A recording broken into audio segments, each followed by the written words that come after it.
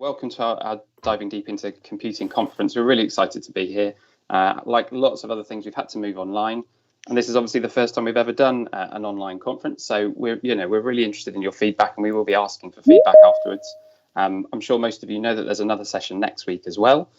So after that, we'll be asking for your feedback. And apologies that we're not able to provide a Dillington lunch virtually through the screens. If we could, then we would, because we know that's a big part of our conference normally. This evening, we're really excited to have Lord Jim Knight with us as our speaker. Lord Knight works in education, in digital technology, and as a legislator as well. You'll see that I'm reading these notes just so that I don't do him a disservice by missing anything off. He's the Chief Education Advisor at TES Global Limited. He advises on key strategic partnerships. He also founded the TES Institute in 2014, which is now the 5th largest qualifier of teachers in England. And he's also managed TES Resources, a global teacher community of 13.5 million users. And, as if that wasn't enough, he's also a founder of X-Rapid, using artificial intelligence to power the diagnosis of malaria and asbestos fibres. As a UK government minister, his work included rural affairs, schools, digital and employment. He was a member of Gordon Brown's cabinet before joining the Lords after the 2010 general election. We asked Lord Knight to be our keynote speaker, having seen him give an inspirational speech or presentation at the Digital Families Conference last year. And as I said, we're incredibly grateful to him because he's been very flexible. When we originally asked him to present at Dillington in June, we then moved to November. We then said, do you mind doing it online instead? And he's been incredibly flexible. So we're very grateful to him for that. Lord Knight, I would love to say let's give you a round of applause to welcome you, but we're all on mute, so you wouldn't hear that. So in this case, I will just hand over to you, and thank you again for being here with us. Thank you very much, Matt. And it is a delight to be able to join you, and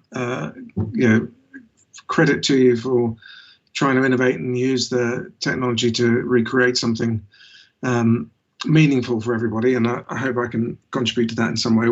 What my standard bio misses out, I think, is that I was also once mayor of Frome and deputy leader of Mendip District Council around the turn of the millennium, so a while ago now. But I really enjoyed living in Somerset, and I have strong emotional connection with the county. I ended up moving south to Dorset in order to become the Member of Parliament for South Dorset, but I still have a great fondness for the county. So hence my remarkable flexibility in having agreed to come and basically spend all day travelling from South East London to and from Dillington House, to have the remarkable inconvenience of only taking an hour out of my day to come and talk to you online.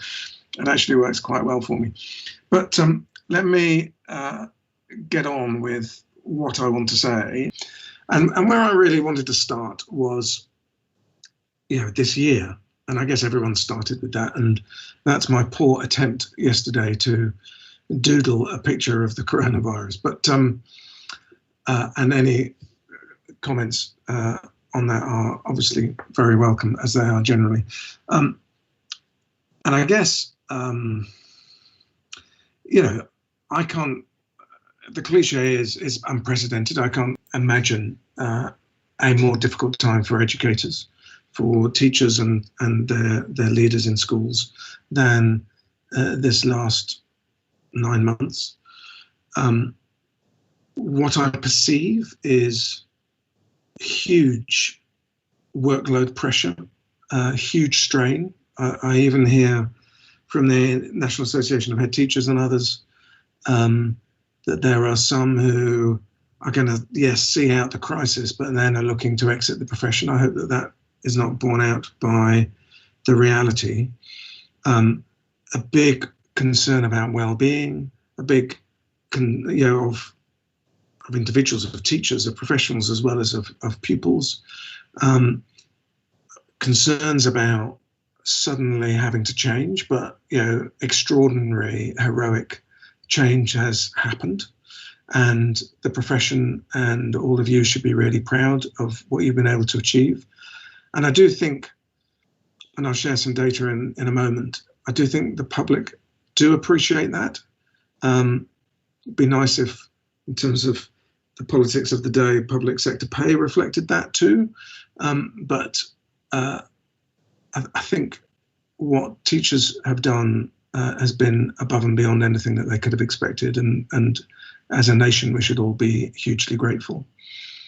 But it has shown that we're capable of change. And that does also excite me, because I guess in my time as schools minister and in 6.5 years working for TES and all of that time around education, it's felt like it hasn't changed much, frankly, since the Second World War in its fundamentals. And yet, and in a way, it feels like it's changed more in the last 9 months than it has in the last 9 years, certainly. And that's worth reflecting on, because I guess I think, and what I will explore in my comments, is that the world that the young people we're educating is changing really fast. The only certainty for them is rapid change throughout their lifetimes and multiple careers and so on and so forth.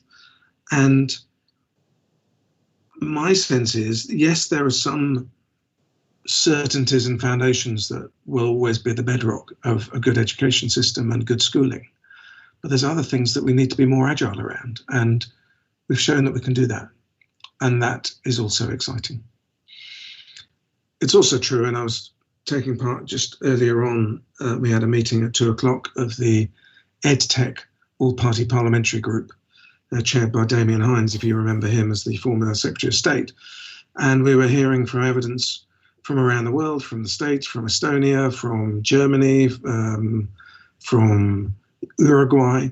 And the sense there has also been, internationally, that whilst there has been a variation around how schools and teachers and educators have responded to this crisis, and it's interesting that those that have responded best have been the ones that have been trusted most by policymakers, by ministers, and those that have brought the unions and the private sector in and worked out collaboratively how to deal with the crisis and have been trusted on that basis have performed best.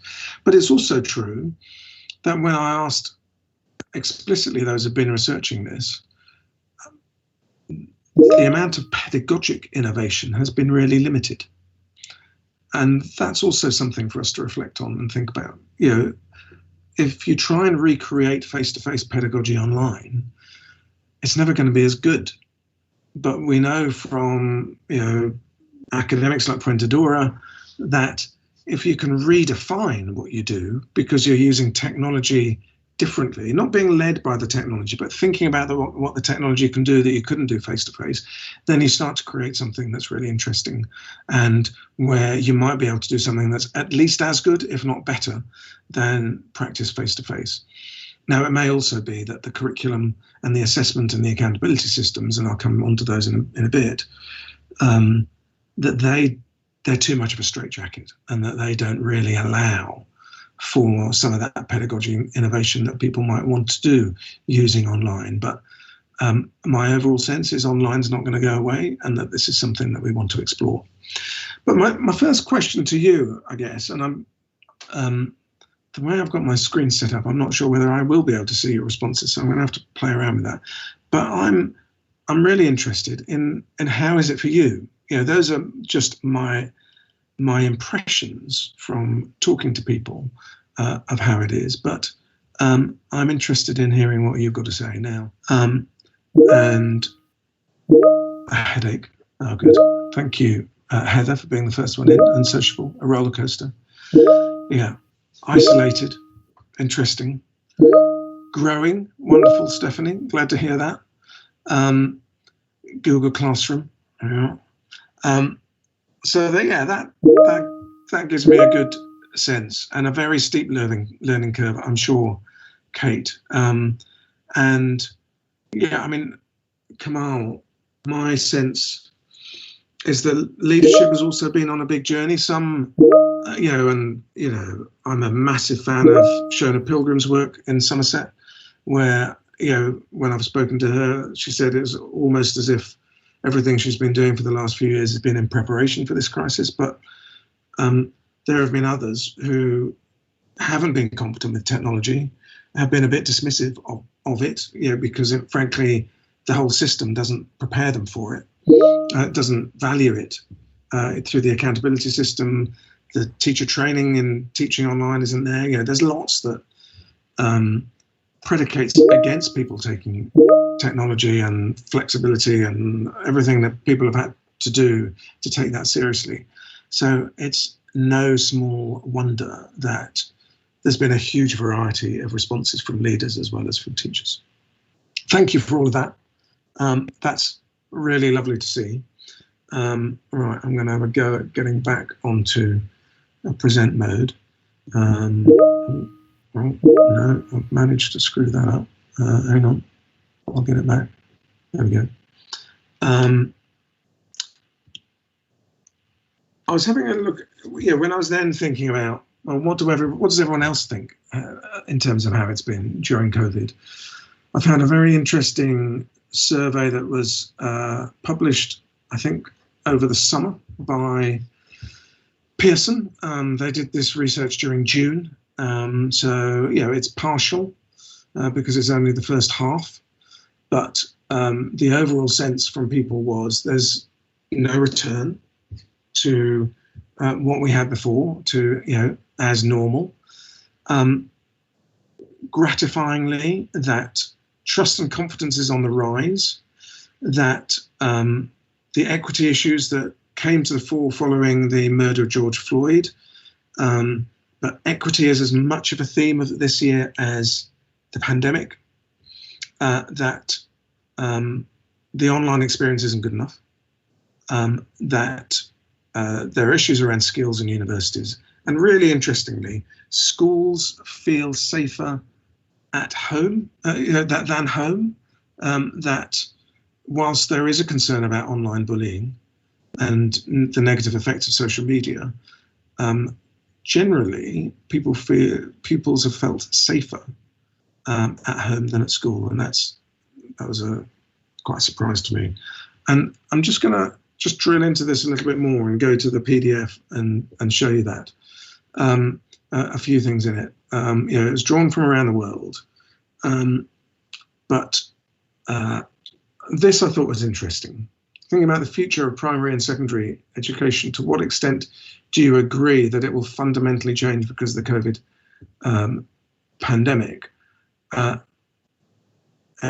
Generally, that's a really high response, and there's a high response from the UK. They think schools are more likely to change than universities. I kind of think the other way around, but what do I know?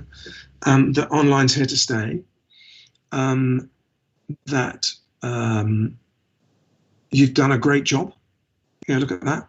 The education system in my country has done a good job adapting to the needs of students during the pandemic, as opposed to the education system in my country has failed. I think, a slightly higher score in the UK around the education system failing might be that I think ministers had a pretty torrid time, let's put it that way.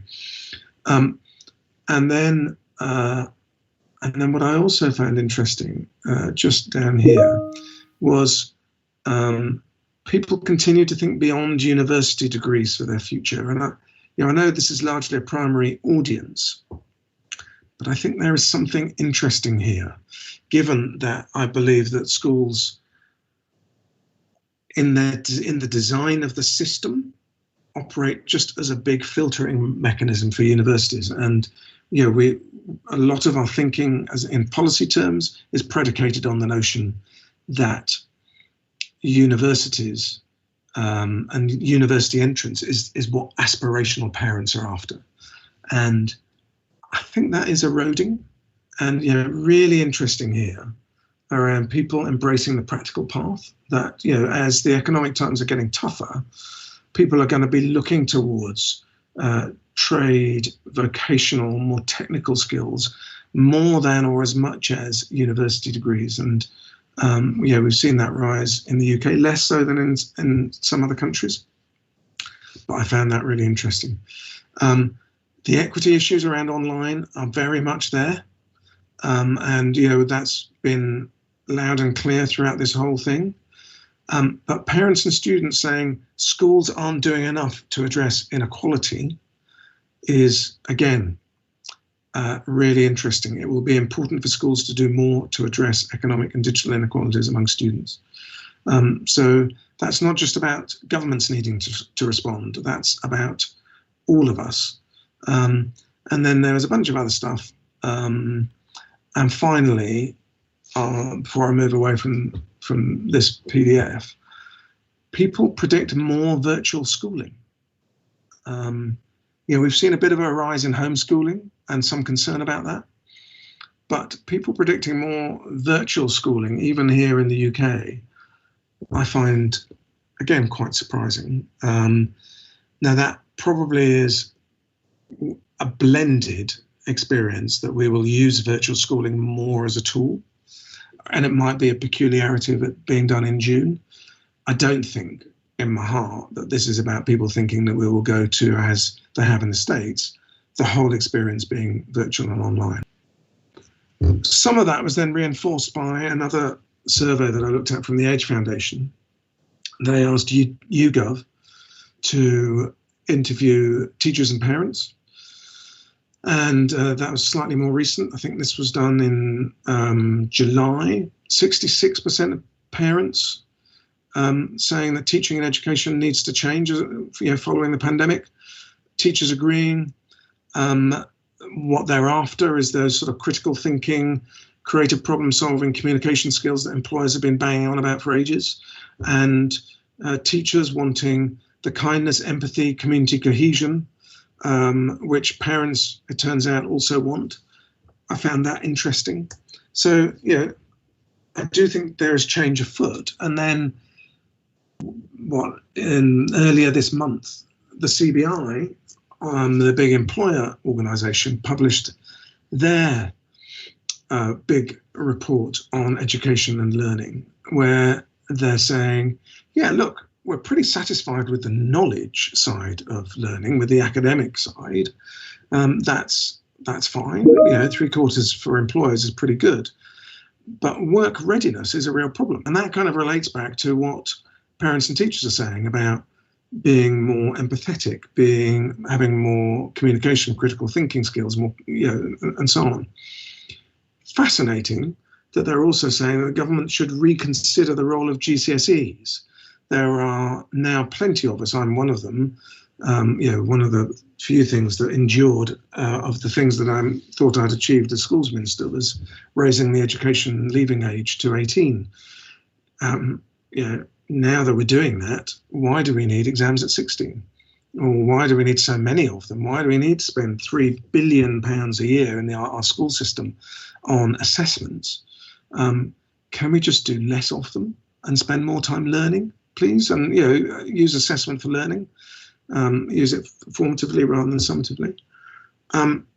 And importantly, employers wanting more breadth of the EBAC to include creative subjects, and that then relates to the future of work picture. And I go to this interactive tool from McKinsey, who are very well-paid management consultants who look at these things, and they're looking at what the future jobs might be, and kind of fascinatingly, the creatives. Now, you wouldn't want to be working in the creative sector right now. My daughter is an opera director. She hasn't had any work since, she has. She had a bit of work during September when things freed up, working on the opera the drive-in opera in Alexandra Palace. But creatives are out of work at the moment, but their long-term future looks good. Technology professionals, great. So all you computer teachers, you're helping impart the sorts of skills that might help people get a job, which, learning for its own sake is really important, but being able to get a job at the end of it kind of helps, he says, as a parent.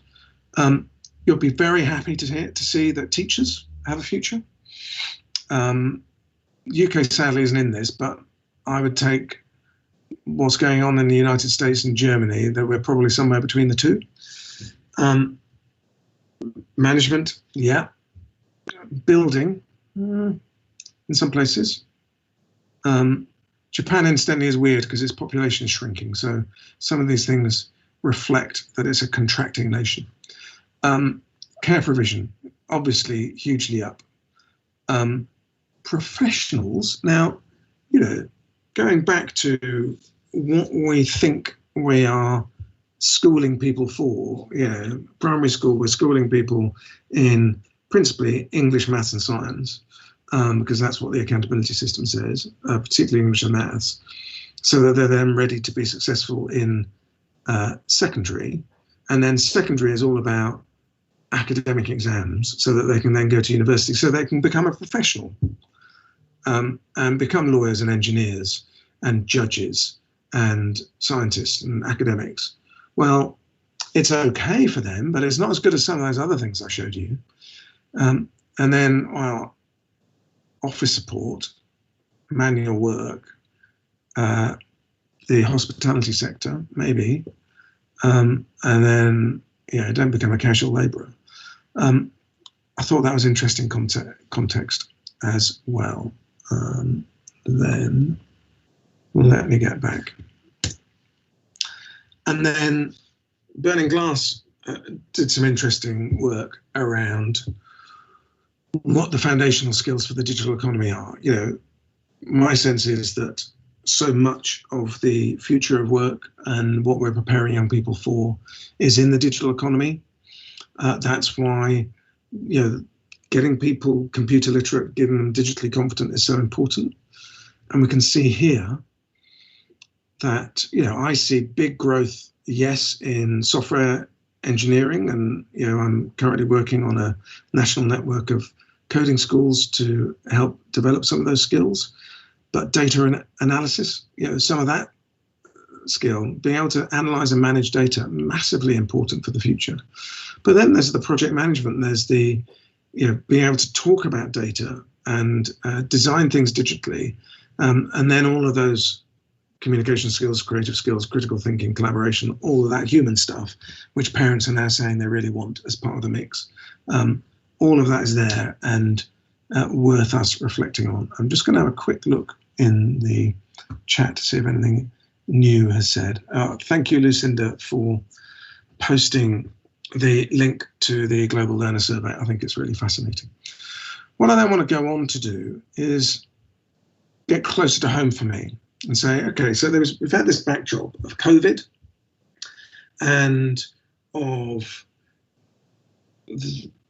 regardless of COVID, the other trends that are going on in terms of the future of work and what employers are saying and so on and so forth. What does that mean for a learner now in primary school? And there's an apologist to Matt who may have seen me run through these few slides before, but let me start with my own stepdaughter, Coco.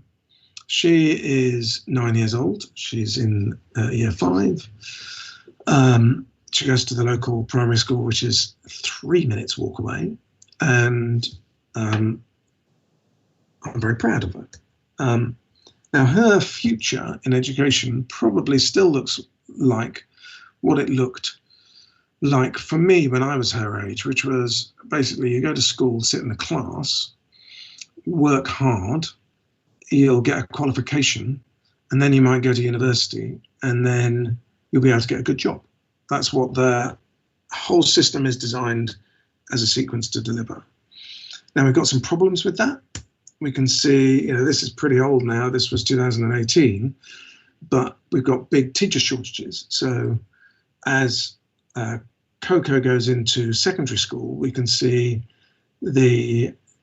even with the big surge in the people applying to do teach training at the moment, thanks to COVID, there's still big shortages in the science subjects, in physics and in maths and so on.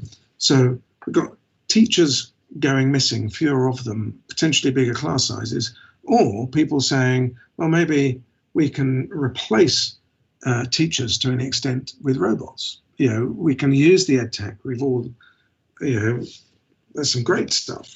Coco learnt quite a lot of her maths during lockdown and her SPAG using Century Tech, which is a great piece of artificial intelligence.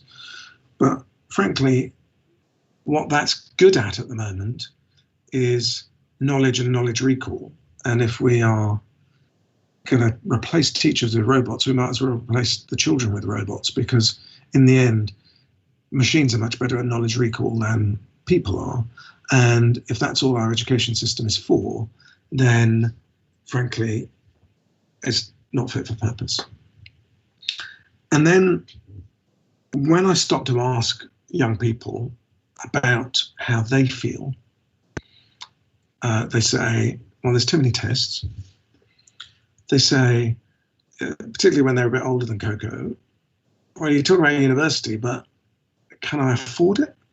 You know, Coco's favourite babysitter, Harry, he went to comprehensive school in Cardiff. He then got a scholarship to Wellington for his A-levels. He got into Oxford to do physics. He got his 2-1 from Oxford, went to Imperial to do his master's.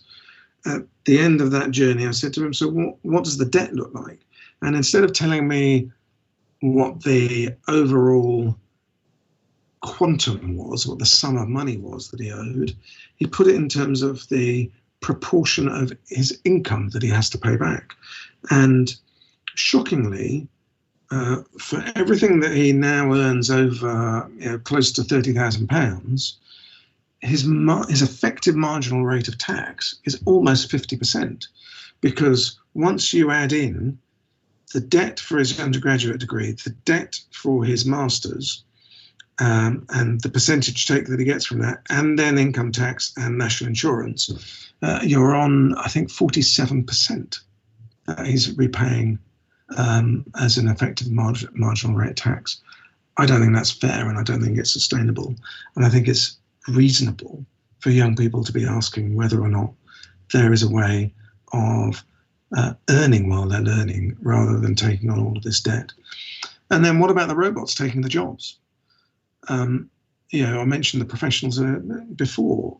I might have wanted to be a lawyer, but how much of that law work is going to be done by machines? So then in turn, will the qualifications be worthless or worth less? I fear they might be worth less. I don't think they'll be worthless, because I do think there's still value in the academic process of getting a degree. There's huge value in the rite of passage of going to university, but it's interesting. And then they're saying, but there's other things too. And then you're asking me why we're so unhappy. And I am really concerned about the rise in mental health problems amongst young people. And that's accelerated during COVID. 2 family friends, one girl who is 16 who's small and petite, put on 5 stone during lockdown, and another family friend is now suffering from anorexia. There are acute mental health crises going on, and we need to reflect on that. And my sense is schools need to change as part of our response to that. And in part that is because when I then look at the world of work, employers traditionally use CVs, graduate entry, and hire and fire as their means of recruitment. Those are disappearing and being replaced by analytics, and people wanting to grow their own talent and using learning and development and really investing in learning and development as employers. I think of Starbucks as a good example in the States. As an employer, they have said to all of their staff who've been there for longer than 3 months, if you want to, we will pay for your bachelor's degree learnt online from Arizona State University. Walmart doing something similar. AT&T have got a deal with Udacity around micro-credentialing that's free to their employers. It's all part of the same sort of story of employers starting to invest more, in which case the prospect of earn as you learn becomes more of a reality, and then universities then need to shift their business model. So the value of qualification shrinks, the problem of debt is there. That then, in the end, leads to the business model for universities to potentially going up in flames. And then, because of schools' relationship with universities, potentially, and we're back to, thanks to Gavin's advice during COVID and social distancing, everyone in rows, but potentially that whole academic filtering model of schooling also going up in flames, leading us to ask the obvious question, what is the post-industrial model? So my question to you all is, what would you change? And again, I'm going to stop my screen share and have a look at the chat and ask you to post in there. If I'm right, and if the surveying is right, that schooling will change and needs to change, and that the external environment is changing around it, and that universities are going to change. And if universities change, then secondary schools are going to change. If secondary schools are going to change, primary schools will have to change. What would you change? Are there things that you want different about the curriculum? Are there things that you want different about the way that teachers are trained and their CPD? Should the assessment be changed? Obviously, we could change the accountability. There might be all sorts of things we might want to change about technology. So congratulations, Dawn, the first one to mention Ofsted. Yes, interested. I'd be interested to, as a follow-up, Dawn, in what you would change about Ofsted. Holistic approach. Thank you, Adam. Creative skills. Oh, yes, and the funding. Could always use more funding. Good. I'm glad, Sarah, that you agree around testing. And I guess I have a sense, and I was as guilty of this as schools minister as Nick Gibb is, of allowing the situation to continue where we would use assessments that are being done in order to see how well individuals are doing, to then double them up and use them to see how well schools are doing, and then how well the whole system's doing. They're not necessarily designed to do all of those things, and we need to think about that. Kamal, accountability is key. Technology needs to be viewed as a tool for learning. Stop seeing it as an optional extra. I totally agree, Sarah. I think it has to be seen as something to enhance teaching and learning, not something to replace teachers, but it can definitely be used to enhance it. But that then in turn means that we need to think about pedagogy, which is something that I talked about a little bit earlier on. Everyone having a voice, listening, absolutely. I couldn't agree with you more, Claire. And the learner as a child, as opposed to a learner as to their academic attainment. And that, David, is perhaps where I want to go next and talk about my reflection on this. And Rachel, homeschool collaboration. I mean, that's a really interesting potential learning out of lockdown.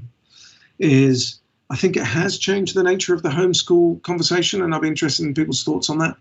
I'm not sure, we've had our first parents' evening on Teams on this platform. We were given a very strict time window, and so, the classroom teacher, I think we had 4 minutes, and literally it just stopped at the end of 4 minutes, even if we were in the mid-conversation.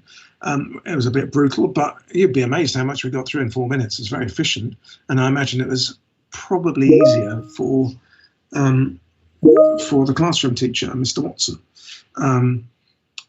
But the nature of homeschool conversation and homeschool communication, I think, is really interesting, and I hope we don't go back to queuing up outside classrooms and sitting on tiny seats anymore.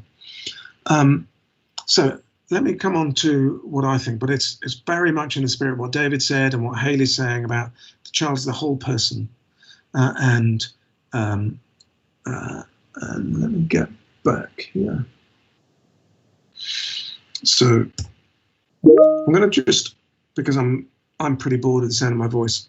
I'm hoping someone, Matt, perhaps you'll shout if the volume doesn't work. I know when I show some videos on Zoom, the volume doesn't come through. I've never tried it on Teams, but let's give it a go. No problem. There is an option you have to actually select to tell it to work, but it is working. I was deeply impacted. Now I'm going to fast forward this particular video through to this point here.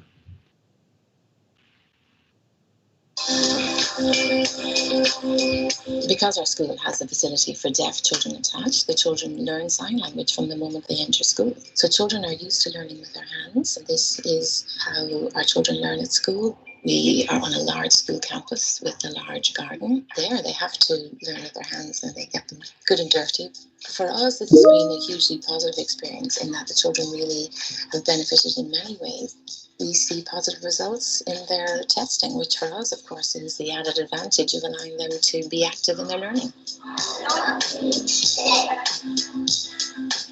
In a small rural village like ours, it is imperative that we give the children the skills to be leaders from a very early age. We make sure that we involve them in activities that entail technology, entrepreneurship, engineering, pupil committees. We want to make sure that they all experience a leadership role before they leave our school and head for their secondary education. We provide for them a holistic education, giving them experiences in structured play, giving them the opportunities to protect the environment, or through sport, or through music. Every child has a talent. Every child has the capability of fulfilling their talent. This mindset is critical throughout the world, and indeed here in Ireland, if we are to thrive into the future. Now, I'm sure plenty of you will work in schools that do that and do that as teachers. But there's a mindset that I'm interested in here around listening to children, around believing in every one of them as people who can change the world. And I love this from Garvita in Bangalore, I think. But a severe drought crisis that hit our country, India, in the year 2015. And I found out that children in 100 million homes across our country do not have access to water, while parallelly 14 million liters of water is wasted simply in the water that we leave behind in glasses at restaurants. And so I started Wild Waste, which works towards changing the mindsets of people towards natural resources, to optimize its usage and prevent its wastage, and provide simple solutions to solve the global water crisis. One of the key things that I wanted to do was negate the 14 million liters of water number.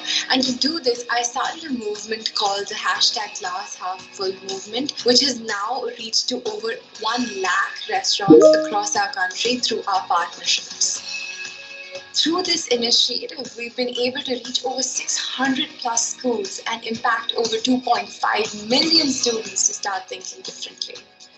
So the key values of being a change maker, leadership, teamwork, empathy, these are really what help you make an idea, a movement, and a systemic change. Build your team. Make sure that everyone is a leader over there. Make sure that there is collaborative leadership, because when each one of them knows that they are leading some form of change, it's going to inspire a bigger movement. Empathy plays the most important role in building the Everyone a Changemaker movement, because it is the starting point. It's amazing to see that so many people who start off with volunteering with us have today actually gone out there and started their own ventures because they've realized that they've empathized with the problem. I'm Garvita Gulati, a 19-year-old change maker from Bangalore in India. I believe that the power and magnitude that one young person can bring to this world only makes me think that if one young person was able to turn this world upside down, looks to me that all the youth together ought to be able to turn it the right side up. Apologies for the very loud background music that was driving me slightly mad. I hope you were able to hear that okay. What I'm interested in here, I don't think that Malala, I don't think that Greta Thunberg are isolated cases. I profoundly believe that young people can help us and help themselves to make things better. and that we need to listen to them and empower them more to change. And yeah, there I'm influenced by another friend of mine, Angela, she's a nursery school teacher in Colorado in the States, who then started this movement, Choose to Matter. And she basically says there are the two most powerful words in the world are "you matter," and that young people, particularly in this crisis of well-being that we have at the moment, they need to believe that they matter. They need to have that sense that that people believe in them. And the strapline for Angela is, and I've been with her in schools in England where she's said this, to difficult white working class communities in the Thames Gateway area, for example. You are a genius, and the world needs your contribution. And she says it with belief and sincerity to every single person, and can then explore with them what that means. What is a genius to them? Largely, it's something unobtainable. It is, and normally it's a man, incidentally. When I've asked groups of children, invariably it takes a while for them to come up with a woman, which also says something about the equity piece that I talked about earlier on. But you are a genius, and the world needs your contribution. Now, the world needn't be the world. It can be your world. It can be your home, your family, your school, your community, your county, your country, your world. It's up to you. But in the same way that what's his name? His name's now escaped me. The philosopher who was in the concentration camp, Frankl. Frankl, his experience in the concentration camp was one of arriving and of panic, and seeing people having panic attacks and saying, I'm not going to be that person, lying at night, having a breakdown. 2 weeks later, he had that breakdown. And he resolved at that point to change his behavior. And he started being respectful and talking to the guards by name. And once he started changing his behavior, they changed their behavior to him. And he has a whole philosophy that grew out of that experience. And it saved his life, because he was pulled out by the guards on 3 occasions from the queues to go into the gas chambers.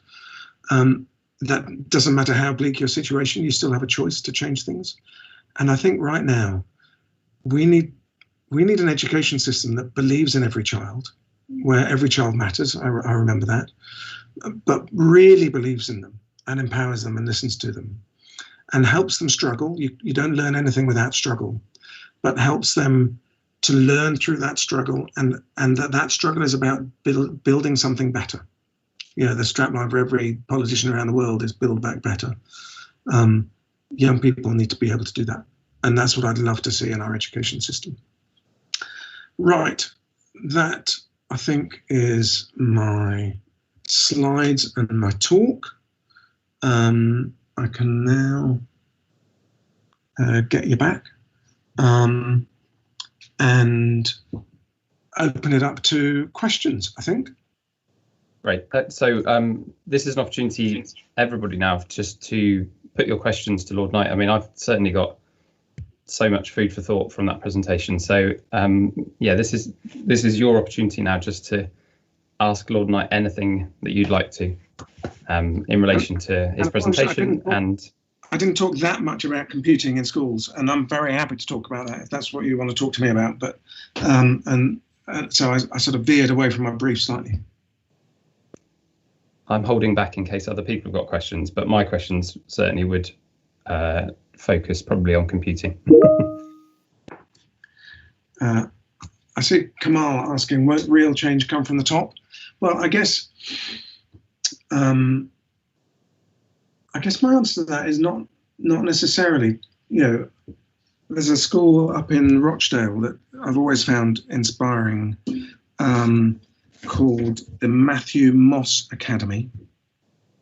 And the head teacher there, whose name is also MM, and it's not Matthew Moss, it's, can't remember his name now, Mark Morehouse, there we go. When I first met Mark, he said, look, I'm regulated by the top, if you like, from 8:30 whenever school starts to 3:30 whenever school finishes, but I'm not regulated for the rest of the time.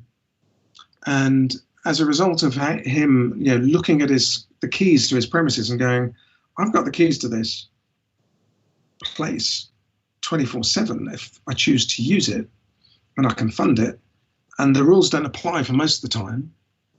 What am I going to do? And he started something called Day 6, D6, and his kids come in on a voluntary basis on a Saturday.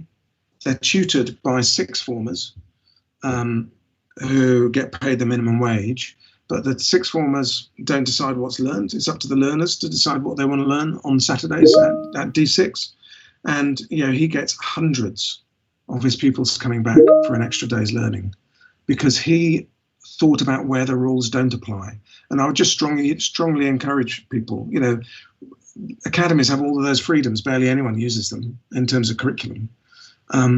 There's lots that you can do that are not prescribed by the top. And it's worth reflecting on whether or not you can do some of the things that you came into teaching for. And all you need is to get on with it. You might need permission from the head teacher, but you don't need anything else. Matt, what do you see as the role of technology in empowering young people to really believe that they matter? I mean, I think, and it's interesting that Angela, with her Choose to Matter, one of the things she talks about a lot is the use of social media and trying to educate young people in how to use that responsibly and not irresponsibly. And, I showed a couple of Ashoka videos. In their sort of more corporate video, they kind of say, technology is the thing that will power the change, but only the humans can make the change happen.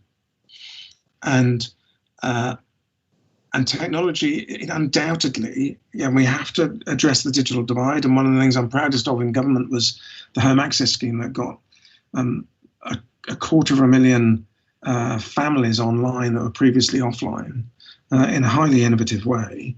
And I would love the government to rediscover the home access scheme. But we've got to solve that digital divide and get technology in everybody's hands. But we've got to design less, the problem with Edtech is it's been designed with technology values, not education values. And we need to right that wrong. And we need to think about the technology that is in people's hands and how we get to use that better. And there are things that we can learn from Uruguay, where every child is online. There are things that we can learn from Africa, and from India, where the use of WhatsApp and mobile phones is much more innovative than it is here. And learning from those places, we could extend significantly what is possible, even where we are now, without the digital divide being narrowed. I hope that's helpful. I mean, obviously we've got to plow on with computing, but I think we've got to get it across the curriculum. We've got to get every teacher now competent. I think COVID was a real test for the teaching workforce around their digital competence.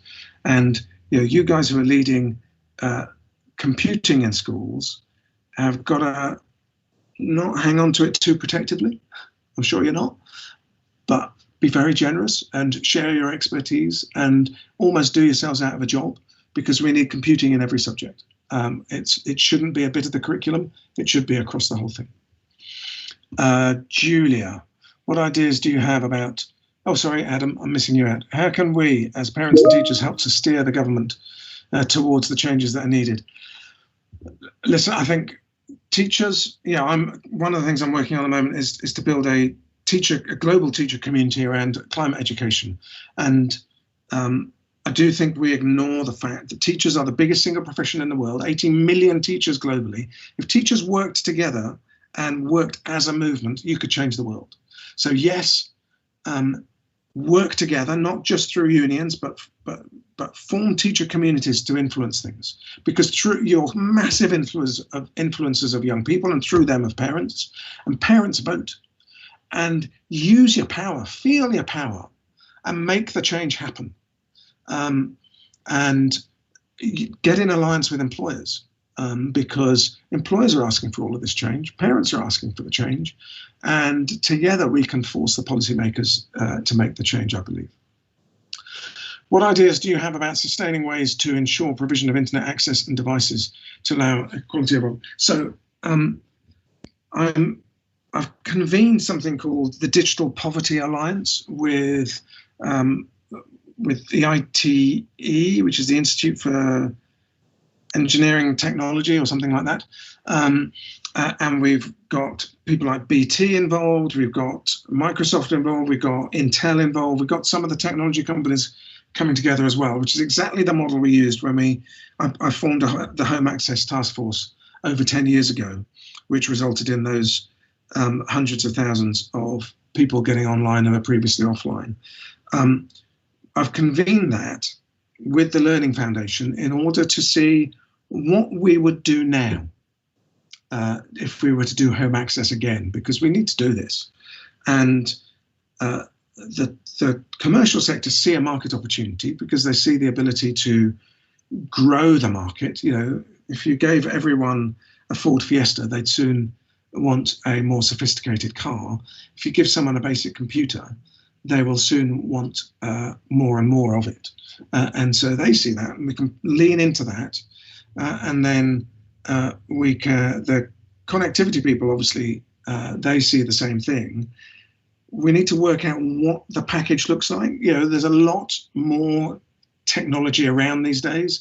The opportunity around refurbished computers is huge. So we can do more with that. And then there's a small bill that we'd have to put to the Treasury. But I think we can do that.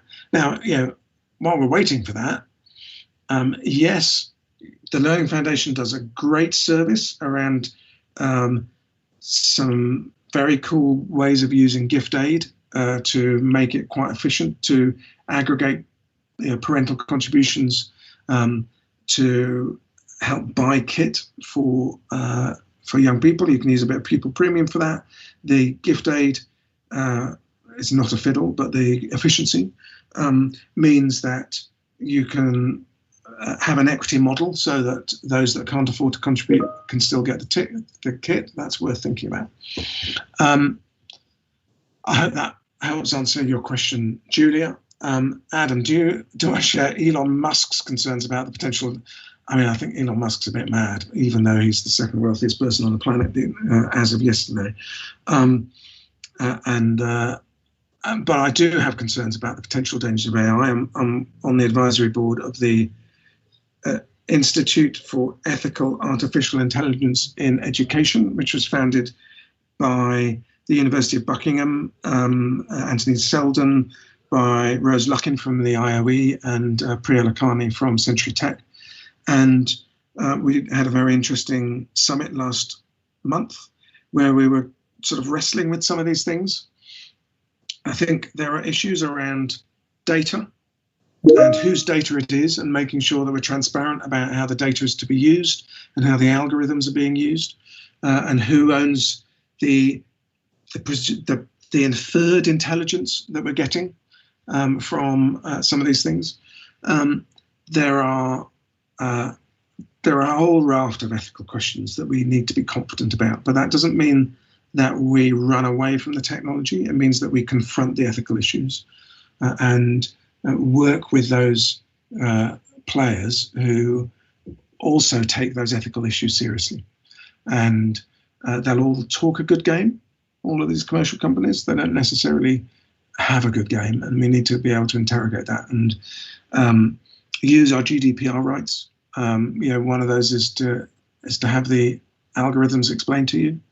We should be using those rights, for example, and then be able to resolve some of those ethical concerns.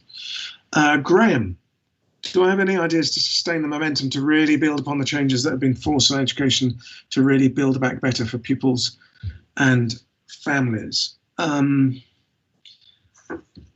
that, I think I'm interpreting that as Graham, you're talking about catch up and that challenge. Or that might also be, so that would be about digital as well.